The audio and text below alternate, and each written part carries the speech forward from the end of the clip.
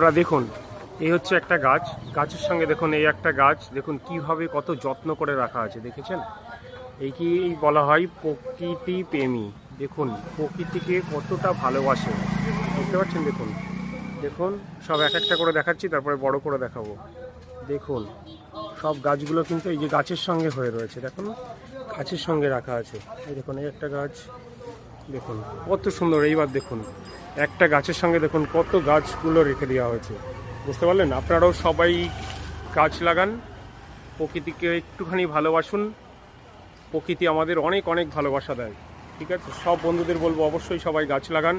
আর ভিডিওটা যদি ভালো লাগে লাইক কমেন্ট শেয়ার করতে ভুলবেন না বন্ধুরা।